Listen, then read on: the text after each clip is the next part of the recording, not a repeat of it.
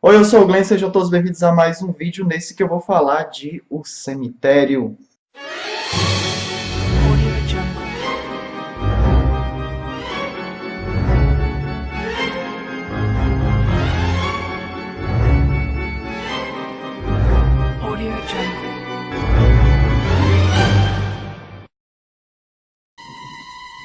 Where did you...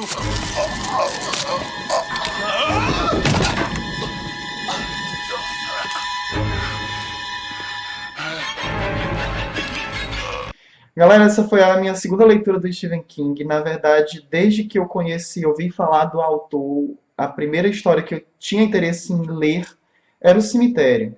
E esse livro vai contar a história de um médico que se muda com a sua família de Chicago, lá do estado de Illinois. Eles vão para o Maine, né, que é o estado onde mora Stephen King, e da onde ele conhece, retrata boa parte dos livros dele, da onde ele tira muitas das histórias que ele conhece. Os eventos sinistros começam a acontecer a partir do momento que eles chegam.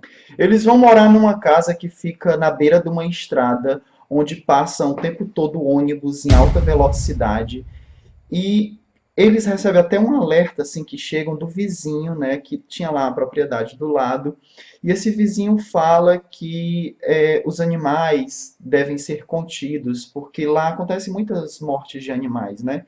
E por isso as crianças, né, que tanto sofreram a perda de seus bichinhos queridos, construíram, digamos assim, esse cemitério de animais. E bem, isso já serve como estopim para que o leitor perceba do que se trata mais ou menos a história.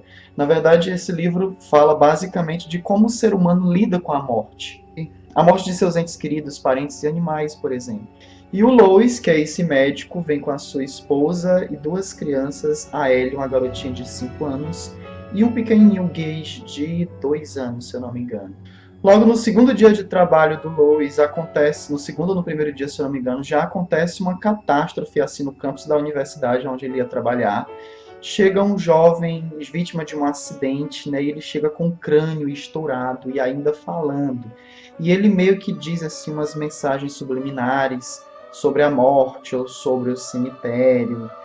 De nome Pascal, esse rapaz aparece em um sonho do Lois e meio, vem cá, Lois, segue-me até aqui, né? E ele leva o Lois até esse cemitério de animais. Cemitério esse que ele já tinha conhecido no dia anterior, que esse vizinho que tinha lhe apresentado o cemitério, falado inclusive, explicando justamente que as crianças tinham começado a enterrar seus animais ali por conta da estrada que matava tantos animaizinhos. Ele, inclusive, tem uma discussão com a sua filha sobre a morte, né? Na qual ela já fica louca, dizendo que não quer que o bichinho de estimação dela morra, que ela... ele fala que é o processo natural e tal, que um dia o gato dela vai morrer, que é o Church, mas ela fica com aquele histerismo infantil, de que não aceita e tal, e ele vai lá ter essa discussão com ela. Pois bem, isso provoca muitos pensamentos na cabeça do personagem a respeito da morte, de como lidar com a morte. Tanto que, nessa noite em que acontece o acidente, ele sonha com esse paciente que morreu. E esse paciente meio que fala, vem cá, Luiz, eu quero te mostrar um negócio. E ele vai, né, naquela atmosfera de sonho e tal. Ele leva o Lois até o cemitério. Ele diz que tem algo muito importante para explicar para o personagem. Mas o Lois fica meio assim, meu Deus, isso está tudo tão real. Ele consegue sentir o frio, sente os galhos roçando nas pernas, nos braços, sabe? Sente o chão, a grama, o cheiro, o barulho. E ele começa a achar, meu Deus, será que eu estou sonhando mesmo ou eu estou aqui de verdade? Não, só pode ser sonho, eu estou vendo um cara que morreu. Né? Ele está aqui com um crânio estourado, me falando que eu devo segui-lo. E o tempo todo o livro ele conta fatos, mas ele proporciona interseções desses fatos narrados com a consciência do personagem sobre o que ele está pensando. Isso não só com o Lois, com todos os personagens. Eis que chega um determinado ponto onde tem uns restos de troncos de árvores caídos ao chão. E aquela atmosfera onírica começa a meio que transformar as coisas do ambiente, sabe? Os elementos. Tanto é que esses troncos de árvores que estão no chão, ele começa a visualizar como se fossem ossos velhos, né? Ossos grandes. E a atmosfera vai ficando super tenebrosa. E aí o Pascal fala o seguinte: olhe, daqui você não deve passar, tá? Não teime em passar desse ponto, senão você vai se dar mal. Ele leva, né, o conselho muito a sério, mas isso deixa ao mesmo tempo muito intrigado. Sendo alertado por esse vizinho, e uma vez que a filha está bastante preocupada, assim, né, com a morte do gato, do dia que o gato dela vai morrer e tal, ele começa a considerar a possibilidade de fazer a castração desse gato, né, porque os gatos, os animais castrados são mais calmos, né, e talvez isso poderia ajudar a protegê-lo da estrada. E acontece de, por uma ocasião de um feriado tal, em família, o Lois não se dá muito bem com a família da esposa. A esposa e os filhos voltam para Illinois. Nesse intervalo, o gato sofre um acidente. Quando o vizinho percebe, né, que ele encontrou o animal e ele está assim muito chateado, não sabe como vai fazer para contar isso para a filha, o senhorzinho de nome Jude já fala assim, olhe, tem como a gente resolver esse negocinho. Me siga, eu não posso lhe contar tanto, eu não posso lhe dizer de logo, eu vou lhe explicando pelo caminho, né? Mas você está me levando para o cemitério de animais. Não, mas é bem além do cemitério de animais. E o Loi vai meio que intrigado, né? Que arrumação é essa? E aí ele vai bem além realmente desse cemitério de animais. Ele leva-o para um local que ele chama de cemitério Micmac, que seria uma antiga... Ele até explica toda a história da região, sobre a propriedade dos índios e tal.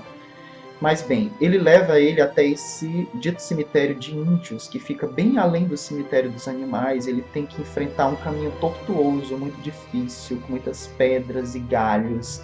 É um sofrimento chegar nesse lugar.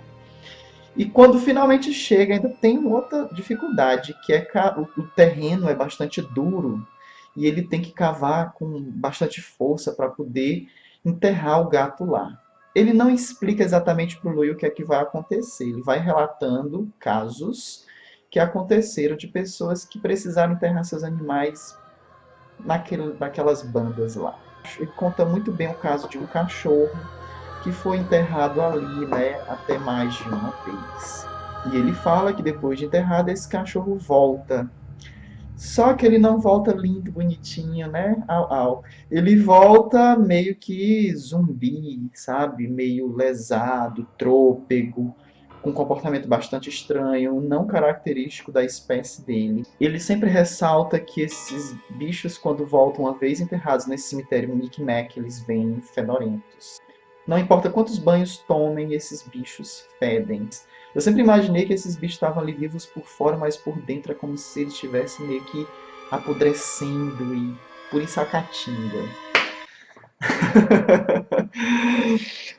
Daí o que acontece? O gato volta, e o gato volta bastante sinistro, assustando o Louis, né? O Louis passa a cometer pequenos acidentes domésticos por medo desse gato. E o gato, que antes era até bem calminho, volta matador. Ele pega rato, ele pega morcego, ele pega cobra, ele pega preá, ele pega até jubina. E traz para comer dentro de casa. Nossa, eu tenho um problema com isso aqui. Eu tenho duas gatas que volta e meia... E aí, quando a família volta, que a menininha vê o gato, né? Ela inclusive já chega falando que teve um sonho, um pressentimento de que o gato dela morria. Aliás, eu vendo aqui as outras resenhas nos outros canais, não vi ninguém ressaltando esse ponto que não sei se foi só eu que percebi, mas essa menininha, a Ellie, ela é um iluminado, tal qual o personagem lá do Iluminado. Ela prevê tudo, ela sente a atmosfera. Eu fiquei muito ligado com essa garotinha. E ela atribui o fato do gato estar estranho, né? Porque o pai disse que o gato foi castrado. Mas, né, a gente sabe que não é, aí é meio que um gato zumbi. Até que um dia a família tá ali no piquenique, soltando pipa, brincando, se divertindo. E aí o menininho corre para pegar a pipa, né? E ele corre em que direção? Na direção onde é que estava passando os caminhões. Orra, diabo! Acontece uma tragédia. E essa parte do livro é uma parte muito triste. Na verdade, você parece que deixou de ler um livro de horror e está lendo ali um drama super pesado, um drama familiar, em que todas as questões entre eles, familiares, vêm à tona, os conflitos. É uma parte muito pesada, muito triste, muito, muito, muito triste. E sem falar que é a morte de uma criança, um bebê, sabe? É um negócio assim de muito pesar. E aí deixa o Loi meio que louco, ele tem que fazer alguma coisa para reaver a unidade familiar dele. A família dele está abalada, mas a gente percebe que o que está mais abalado ali não é nem a família, é a cabeça dele, né? Ele está meio perturbado com essa história do cemitério Micmac. Você pode imaginar o que é que vai acontecer com a ideia que ele tem na cabeça sobre o que ele vai fazer nesse cemitério.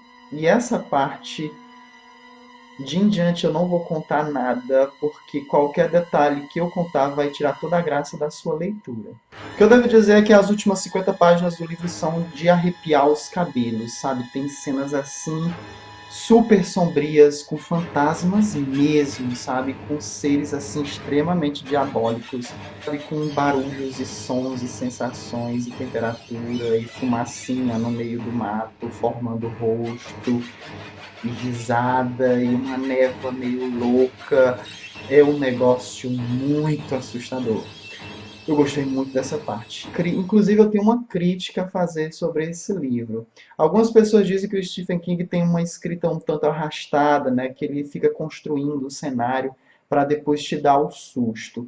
Só que nesse aqui não é bem isso. O cenário ele já constrói no início. Ele não passa o livro construindo nada. Na verdade, eu achei a leitura arrastada, achei um pouquinho arrastada, mas não achei arrastada porque ele enrola. Na verdade, quando ele vai colocar os detalhes da vida de cada personagem, ele enriquece com tantos detalhes, que chega ao nível de esse detalhe não contribuir mais para a história. Há alguns detalhes sobre a vida dos personagens que são essenciais para a história. A exemplo da esposa, que tem um problema muito grande com a morte, lidar com a morte. Ela tem aí um trauma de infância. A parte que eu mais gostava do filme era da Rachel se lembrando da sua infância e da sua irmã doente, a Zelda. Era assim, cenas terríveis. Assim, melhor parte do filme para mim.